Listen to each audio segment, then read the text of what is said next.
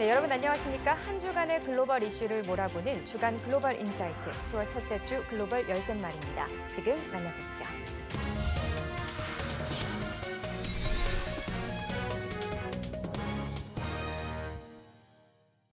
네, 글로벌 기업들의 구조조정 소식이 연달아 들리고 있습니다. 오늘 도움 말씀 주실 분으로 용인대학교 박승찬 국제교류원장님 나와 계십니다. 안녕하세요.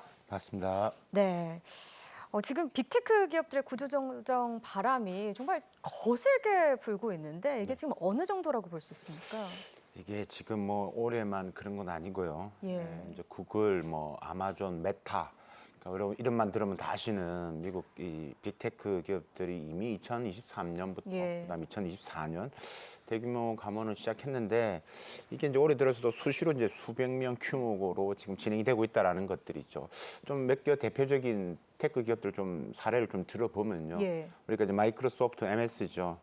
올해 지금 누적 해고 규모만 해도 한 17,000명 정도 된다고 합니다. 그래서 하고 뭐 지난 7월 초죠. 이제 공식 성명을 냈는데 뭐 글로벌 전역에 한 9,000명 정도 추가 감원을 발표했습니다. 그래서 올해 뭐 1월 달하고 5월 달에 세 번째로 좀 제도 감원 규모를 발표했으니까요. 좀 심상치 않죠. 구글도 마찬가지입니다. 지금 2023년 초에 12,000명, 그러니까 그 당시 때 전체 직원의 한 6% 정도 규모를 감원을 했는데 작년 12월 달에 또 이제 관리직 인력 한 10% 이제 감원을 했죠. 그래서 계속 이어지고 있고 인텔도 마찬가지입니다. 좀 인텔을 두고 지금 미국 트럼프 대통령이 지분도 지금 참여하고 있는데 상황이 안 좋죠. 2024년 8월 달에 이제 한 뭐 15,000명 정도 이제 또 감원을 했고요. 올해 4월 달 되면 22,000명 많이 감원을 했습니다. 했고 있고 뭐 메타도 마찬가지입니다. 올 2월 달에 전체 직원 2%한 3,600명 정도 감원을 했고 아마존도 여러분 지금 안 좋다 보니까 2012년 이후로 지금 현재까지 한 27,000명 정도 감원을 했는데 지금 미국 내에서도 지금 어느 정도 좀 추정하느냐 뭐 일단 대표적인 8개 테크 기업만 보더라도 한 뭐 7만 5천 명 정도 하고 아마 좀 더 이게 범위를 넓히면 최소 10만 명 이상은 일자리를 잃었지 않았냐라고 지금 뭐 보도가 나오고 있습니다. 그러네요. 이게 뭐 숫자로만 봐도 엄청난 숫자인데 이제 체감은 더 하지 않겠습니까? 그렇습니다. 이게 거론되는 기업들이 근데 주로 지금 빅테크 기업인데요. 테크 기업들이 특히 구조조정을 좀 많이 하는 이유라고 하면 이게 저희가 AI와 좀 연관지어서 생각을 할 수도 있는 걸까요? 그렇습니다. 어떨까요? 이게 그러니까 여러분 AI 기술 개발의 중심축이 이제 우리가 얘를 뭐 쉽게 판단을 하더라도 이제 인간 개발자가 아니라 AI가 모든 걸 다 한다라는 것들이 있잖아요. 그러다 보니까 지금 AI라고 지금 볼 수밖에 없는 구조죠. 그래서 뭐 최근에 가장 좀 심하게 어떻게 보면 대표적으로 이걸 반영하는 기업이 이제 글로벌 IT 컨설팅 기업인데 엑센추어라는 기업인데, 그러니까 AI 시대 이제 재교육, AI를 이제 익숙하지 않는 직원들은 모두 회사를 나가라라고 할 정도고요. 최근 3개월 동안 지금 감원한 인력이 11,000명이 넘는다고 합니다. 이게 퇴직금을 막 계산하고 주다 보니까 퇴직금 규모가 얼마인 줄 아십니까? 어느 정도? 1조 2천억, 우리 돈으로 1조 2천억이 넘어갑니다. 그만큼 필요하다는 이야기죠. 그래서 이제 MS 같은, 아까 말씀드린 MS 같은 경우도 이미 뭐 자사 코드 저장하는 부분에서 20~30% AI가 다 지금 하고 있다는 이야기를 하고 있고요. 뭐 메타도 지금 전체 직원의 뭐 3,600명 감한다 말씀을 드렸는데 이게 왜 그런 거냐? AI인데 이게 뭐 이유를 뭐 한 가지로 좀 정리한다면 이게 단순하게 이제 우리가 봤던 뭐 글로벌 경영이 안 좋아서 회사 매출이 줄어들어서 이런 것 부분이 아니라 뭐 인력 감축이 아닌 어떻게 보면 새로운 AI 사업에 투자를 더 확대하기 위한 이게 재배치 전략이다 이렇게 이야기를 하고 있죠. 그래서 기존에 조금 인력 비용을 줄여서 그 비용을 AI에 더 집중적으로 투자를 하겠다라는 겁니다. 그래서 지금 MS 같은 경우도 올해만 지금 한 800억 달러 좀 투자한다는 거거든요. 그래서 이제 이렇게 말은 하고는 있습니다. 그래서 그죠? 부분이 있는데 이게 참 역설일 수도 있고 그러네요. 많은 좀 우리로 하여금 생각을 하게 합니다. 근데 그동안은 대부분 기업들이 AI라는 단어를 이제 잘 얘기를 안 했었잖아요. 그렇습니다. 그저 그냥 구조조정이다 이렇게만 좀 나타냈었는데 이제 최근에 이 암묵적인 룰이 깨진 이유라면 뭐라고 보세요? 일단 뭐 지금 빅테크 기업들이 앞에서 잠시 말씀드렸지만 다 조금 은유적인 완곡한 표현을 쓰고 있어요. 구조조정, 최적화, 조직 개편 뭐 이런 단어를 쓰면서 지금 포장을 하고 있는데 이게 이제 어떻게 보면 왜냐면 그 인력 감축하는 분야가 뭐 컨텐츠 분야, 뭐 운영, 고객 서비스, 인사 분야 이쪽인데 그럼 이걸 왜 하느냐라고 했을 때 크게 두 가지 뭐 이유로 이제 우리가 좀 요약할 수 있는데 첫 번째가 뭐 전략적인 침묵이죠. 그래서 일단은 이 AI로 인해서 지금 인력을 감축한다, 대체한다 밝히면 일단 직원들하고 또 일반 뭐 소비자, 대중들한테 네. 혹은 더 나아가서 정부 그 고용 담당하는 기관에 좀 반발을 초래할 수 있잖아요. 이것을 살피해가기 위한 것도 있을 것이다. 이 첫 번째고 두 번째가 만약에 이렇게 했는데 AI 거품론도 많이 나오잖아요. 그렇죠. 그렇죠. AI가 했는데 좋은 결과가 안 나왔어요. 막대한 투자를 했는데 성공하지 못했어요. 거기에 대한 어떻게 보면 미리 좀 위치, 선제적인 그렇습니다. AI가 대응인가요? 작동하지 않을 예. 수도 있기 때문에 그런 예. 부분에서 이제 뭐 이야기하는 거다라고 이제 볼 수가 있다라고 했는데 최근에 이제 이런 조금은 이제 암묵적 룰 이야기하지만 조금 더 가감해진 것 같긴 해요. 이제 이야기를 하는 기업도 많이 생깁니다. 그래서 예. 최근에 변화된 뭐 한 세 가지 좀 경향을 보면 첫 번째가 이제 AI가 대세다가 아무래도 크니까 그래서 이제 그쵸. 합리적인 명분이 생긴 거죠. 그러니까 인원을 감원을 하더라도 이 첫 번째인 것 같고 두 번째가 이제 투자자하고 시장을 안심시키기 위한 목적이죠. 그러니까 우리는 AI에 올인하는 혁신 기업이다. 이런 이미지를 더 띄움으로써 주가를 더 끌어올 수도 있고 앞으로 성장 가능성을 더 내세울 수 있는 목적.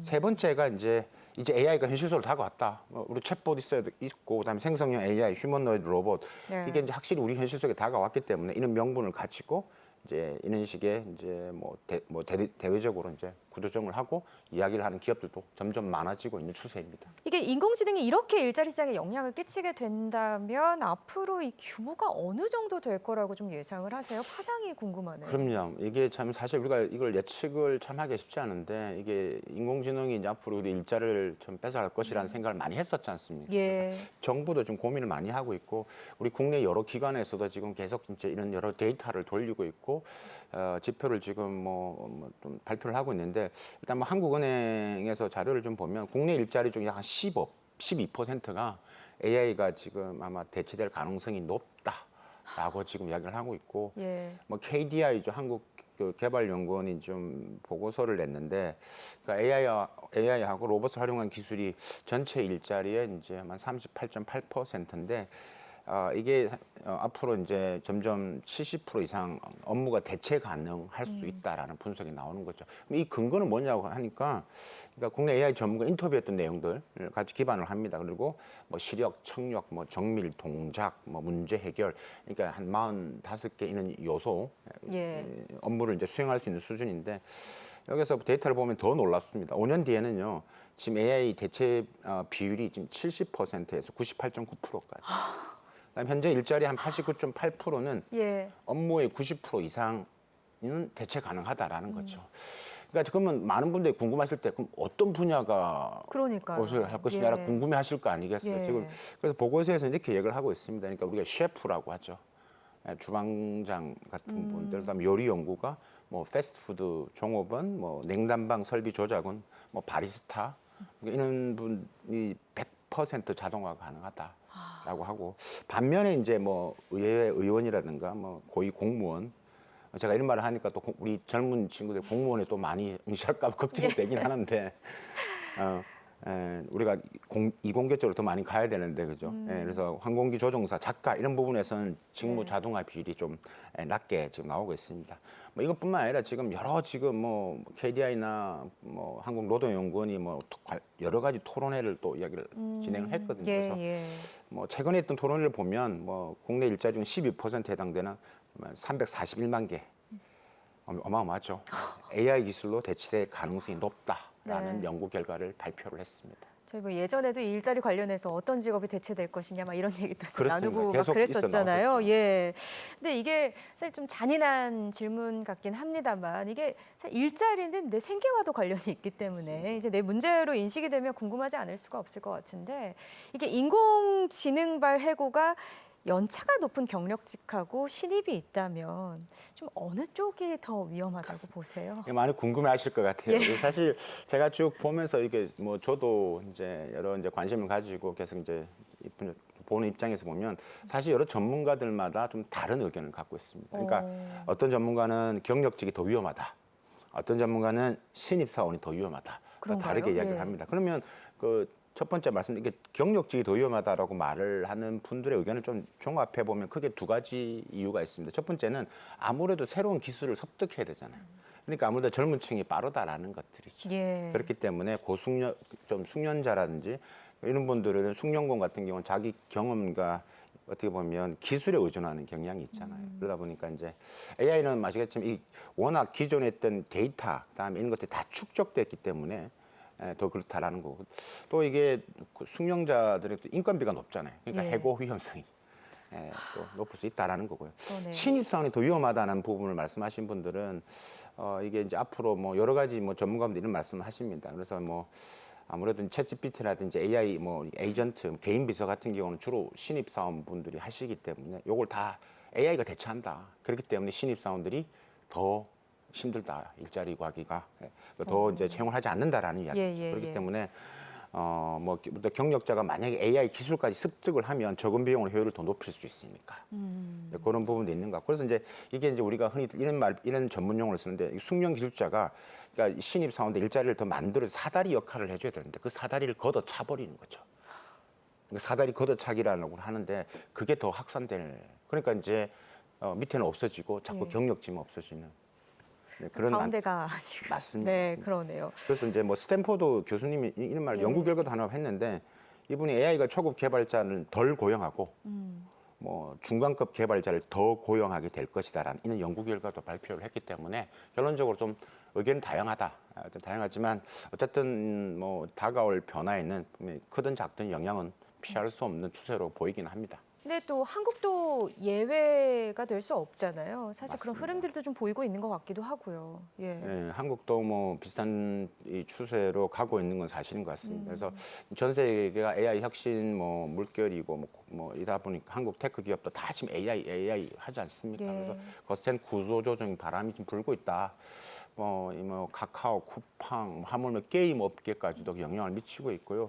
뭐 카카오 같은 경우에도 모빌리티, 뭐 일단 카카오페이 이런 조직에서 약 1,200명 정도 구조 조정, 그러니까 조직을 슬림하겠다라고 하고 있고, 쿠팡도 지금 물류 자동화 시스템을 도입함으로써 지금 1,000명이 재배치 감축하겠다 이야기를 하고 있고, 게임 업계도 이제 AI가 다 지금 들어갔잖아요. 예. 그다음에 업무가 이제 그러니까 뭐 확 줄어든 거죠. 그래서 여기도 이제 구조조정이 들어갔다라고 말씀드릴 수 있을 것 같고, 제가 이렇게 이야기를 하니까 대기업만 그런 것 같은데 사실 스타트업이라는 것 같은 경우, 그러니까 지금 창업한 지 뭐 6, 7년 정도 되는 기업들 같은 경우도 이게 이제 좀 기술직 빼고는 일반 비개발 직군들은 이 구조조정이 들어갈 수밖에 없는 거죠. 예를 들면 마케팅, 뭐 예, 디자인 그러네요. 이런 것들도 좀 뭐 지금 인원을 줄이고 있다라고 이제 얘기를 하고 있는데, 그래서 어쨌든 이게 이제 구조조정의 흐름이 앞에서 말씀드렸다시피 경기 불황 이런 것들로 있는 게 아니라 이 기술의 패러다임의 진화에 따라서 전환기에 따라서 모 전문가는 이런 표현을 씁니다. 이 고통스러운 진화를 하고 있다. 참 그러니까 고통을 겪으면서 지금 발전해 나가고 있는 발전해 거다. 뭐 이런 얘기인 정확하게 거네요. 이제 그렇게 뭐 해석이 되는 거죠. 근데 이게 다른 시선도 분명히 지금 존재를 하고 있긴 합니다. 이재명 정부 출범 이후에 기류도 좀 실제로 달라졌다 이렇게 느껴지는 것 같기도 하고요. AI로 인한 일자리 타격이 우려와 좀 다르다 이런 얘기인 걸까요? 대통령께서 이제 이걸 이제 대통령도 고민을 많이 하시지 않겠습니까? 예. 사실 지금 정부에서 출범하고 AI 분야 첫 과제를 노동과의 상생이라는 부분입니다. 그래서 지금 지난 9월 1일이죠. 이 국가인공지능위원회에서도 지금 이 AI 전환에 따른 일자리 변화를 분석하고 대응하는 방안을 연구를 착수를 했거든요. 근데 이 부분에서 매우 심각하게 받아들이고는 있습니다. 하지만 대통령께서 이렇게 생각하시는 거, 일단은 기업이 성장을 해야 되거든요. 기업이 성장을 하려면 세계 흐름, 기술의 추세에 따라가야 됩니다. 그죠? 근데 결국은 기업이 지속 성장해야 되고 AI 발전과 성장을 하기 위해서는 가야 되고, 경쟁력을 키우기 위해서는 무인 자동화 설비, AI가 지금 하는데 거기에 따라서 일자리가 줄어도 있지만 그 반대급부적으로 새롭게 기업이 성장하고 새로운 비즈니스 모델이 나오면 거기에 맞는 대체 일자리도 나올 수 있다라는 이야기죠. 또 새로운 일자리가 창출될 것이다. 이런 그렇습니다. 얘기인 거죠? 그래서 예. 이제 뭐 본인도 예전에 그런 말을 하셨죠.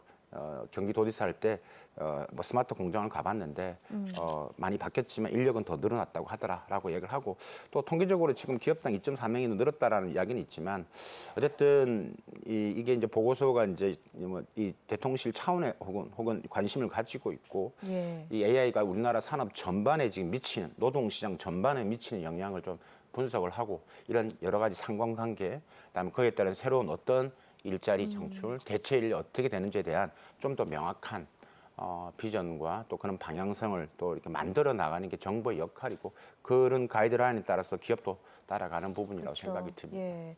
아니 이게 뭐 저도 뭐 개인적인 그거긴 합니다만 어쨌든 직업이 없어진다는 건 굉장히 우려가 되는 거지만 그렇습니다. 어떤 자세로 우리가 지금의 시대를 바라보고 준비해야 되는지가 되게 중요할 것 같다는 생각이 듭니다. 인간이 만든 인공지능이 인간에게 이롭지 않게 이용될 수도 있다는 사실이 참으로 아이러니한데요. 지금까지 도움 말씀의 용인대학교 박승창 국제교류 원장이었습니다. 원장님 고맙습니다. 감사합니다.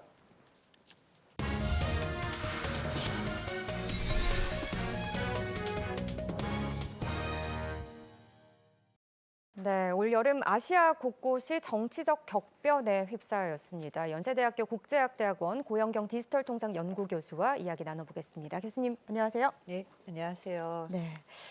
지난달 네팔에서 벌어진 반정부 시위는 72명이 사망하는 최악의 유혈 사태로 번졌습니다. 그 후폭풍이 지금도 아시아를 넘어서 세계 곳곳으로 이어지고 있는 상황인데요. 먼저 당시 네팔의 상황부터 좀 짚어보겠습니다. 얼마나 심각했던 겁니까?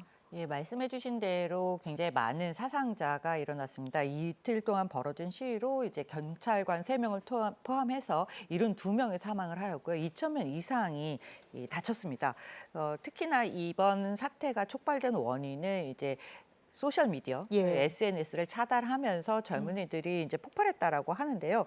사실 처음부터 이런 시위가 격하게 이루어졌던 건 아니고 시위를 진행하는 과정에서 의회를 진입하려던 일부 청년들을 향해서 최루탄 그리고 뭐 물대포, 고무탄 이런 것들을 경찰관들이 발사하면서 순식간에 19명의 예. 젊은이가 목숨을 잃다 보니 시위대가 분노할 수밖에 없었고 분노가 이제 터지면서 뭐 의회로도 들어가고 대법원도 가고 장관들 집으로도 찾아가고 이런 것들이 이제 발생을 하면서 훨씬 더 많은 사상자가 일어나게 되었습니다. 예. 특히 이런 일들이 이제 수도 카트만두에서만 일어났던 건 아니고요. 전국적으로 이런 시위가 네. 번져나가면서 각종 정부 기관과 정부 사무실들을 침입하기도 했었거든요. 이러다 보니까 경제적인 손실도 엄청나게 커져서 뭐 대략적으로 추산하기로는 네팔 GDP의 거의 절반에 해당하는 금액까지도 추산을 하고 있는 상황입니다. 최근에 이제 전 총리가 결국은 이제 사임을 표명하면서 시위가 일단락된 것으로 보이기는 하지만 사실 그 단계적으로 일시적으로 멈춘 것뿐이지 이 사태가 완전히 진정됐다라고 보기는 어렵습니다. 계속해서 젊은이들은 이제 소셜 미디어를 통해서 서로 간에 연락을 주고받으면서 이후 사태의 추이를 관망하고 있는 현실입니다. 네, 실제로 지금 네팔 정부가 유튜브, 뭐 페이스북, 인스타그램, X 등 26개 소셜미디어 접속을 완전히 차단해 버렸었습니다. 이게 1차원적으로만 생각해도 젊은 층에서는 당연히 난리가 날 수밖에 없었을 것 같은데 왜 이렇게 접속을 막은 거죠? 이 소셜 미디어가 사실 요즘 젊은 층들에게는 의사소통을 하는 그쵸, 예. 굉장히 중요한 수단인데요.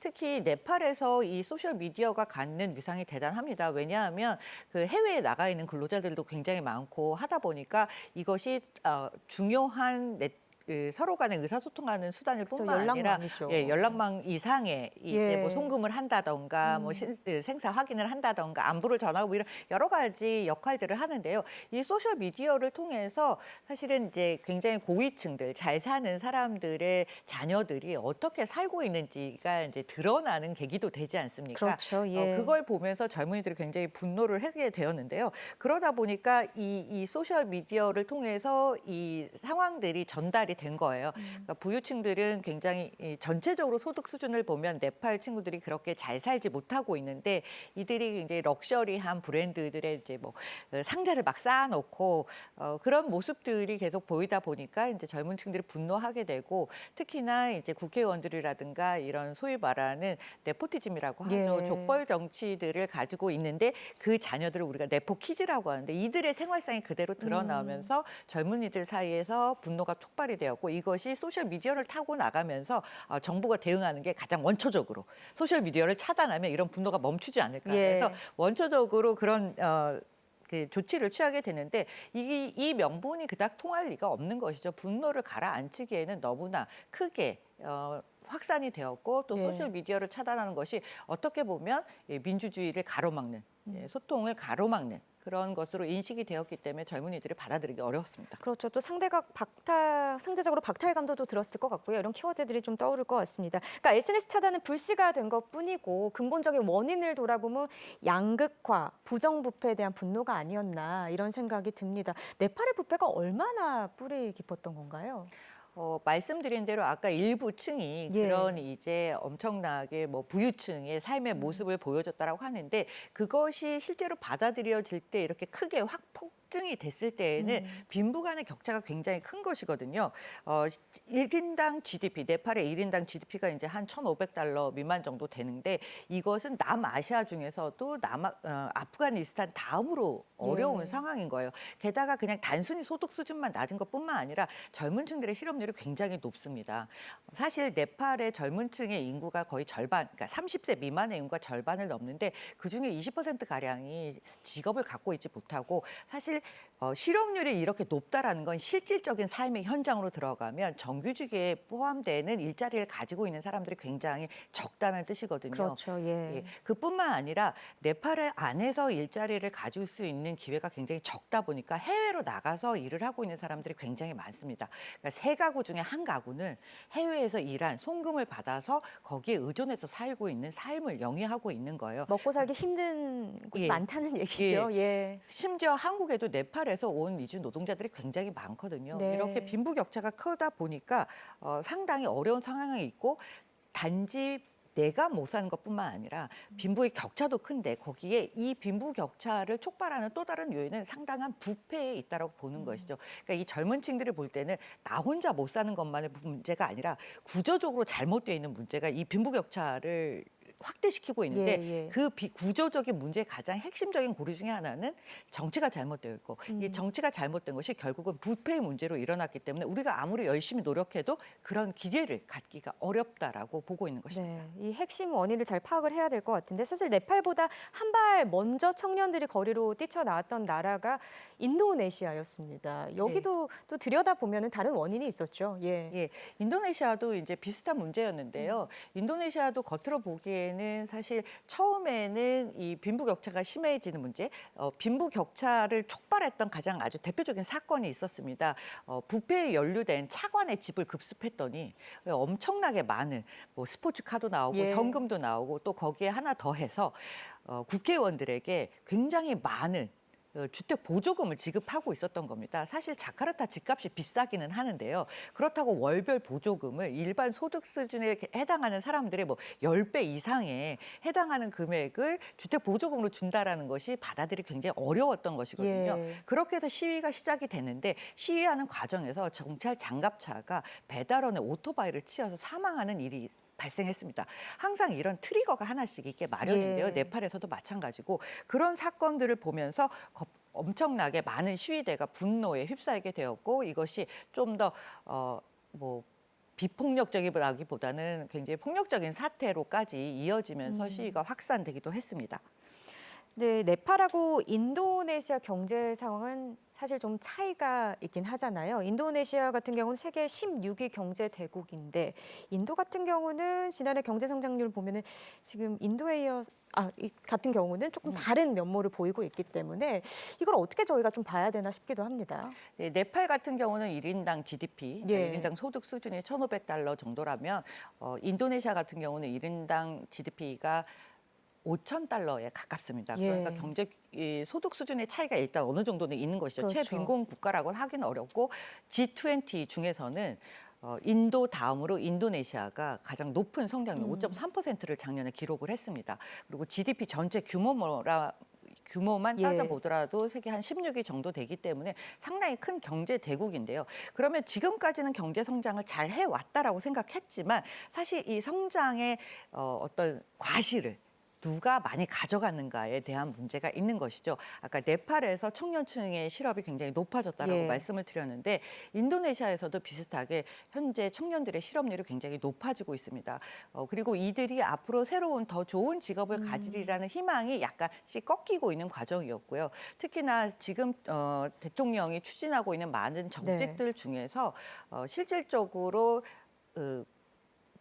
무상급식 같은 거를 이제 굉장히 확장하면서 우리가 뭐 포퓰리즘이라는 비판을 많이 하기도 하는데 결국은 여기서 지향하는 게 복지국가 또 높은 성장률을 지향한다고 하지만 실질적으로는 가장 최대의 네. 캐비넷을 그러니까 내각을 구성하고 또 국회의원들에게 많은 특혜를 주고 이런 구조적인 문제들이 발생을 하면서 네. 앞으로 청년들이 여기에 대해서 관심을 갖지 않을 수가 없는 상황이 된 것입니다.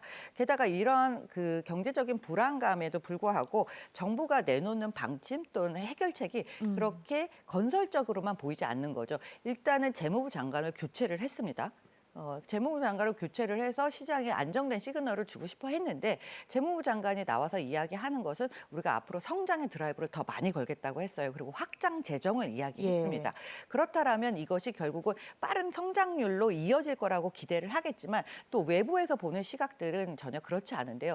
지나친 확장 재정이 과연 산업의 발전으로 선순환 구조를 일으키겠는가 오히려 다른 쪽으로 더 흘러가고 이 부패 구조가 바뀌지 않는 한 적당한 그러니까 우리가 기대하는 만큼의 성장률을 이루지 못할 가능성에 대한 우려도 있는 상황입니다. 그러니까 안에는 좀 골마 있는 것들이 꽤 있다는 예. 그런 상황인 것 같은데, 근데 이 시위를 보면은 좀 또 하나의 공통점이 있습니다. 이게 그동안은 보면은 주도 세력이 뭐 정당이나 노조다 이렇게 볼 수 있는데 이게 지금 Z 세대, 이른바 젠지 세대가 주도 세력으로 지금 비춰지고 있거든요. 네. 아무래도 이전 세대에서는 성장을 좀 더 지향하는 점이 컸다라면 지금의 세대들은 그냥 성장하는 것이 아니라 공정한 경쟁을 통해서 우리도 과실을 충분히 누릴 수 있어야 된다라고 생각하는 면이 훨씬 더 많습니다. 이러한 점은 한국의 젊은이들하고 크게 다르지 않다라고 생각하는데요. 그런데 지금까지 나왔던 이런 여러 가지 상황들을 보면 쉽게 고쳐지지 않을 거라고 생각하기 때문에 그런 점에서 청년들이 훨씬 더 분노하고 있고 이러한 현실을 예전에는 뉴스를 통해서 접했다면 지금 소셜 미디어로 급속하게 정보를 공유하면서 오히려 빠르게 대응하는 점들이 지금 청년들이 여러 국가에서 반정부 시위를 나서게 된 촉발된 요인이라고도 볼 수 있겠습니다. 네. 아시아 국가들의 격변은 우리에게도 사실 일부 영향을 미칠 수 있을 텐데 현지에 진출한 한국 기업들이 어떤 대응이 필요하다고 보시는지요? 지금까지 언급된 이 모든 국가들이 사실은 전체 우리가 부패 지수라는 걸 보면 다 안 좋은 상태에 있어요. 그러니까 우리가 전 세계 뭐 투명성 지수라든가 부패 인식 조사를 하면 이 국가들이 거의 최하위 수준에 머물러 있는 국가들입니다. 그러니까 부패가 굉장히 만연한 사회라는 것은 어떤 하나의 행정적인 처리를 할 때 보이는 비용, 보이지 않는 비용이 굉장히 많이 든다는 거예요. 예를 들면 뭐 하나의 인허가를 받기 위해서도 더 많은 시간과 노력이 들어간다는 이야기가 되겠죠.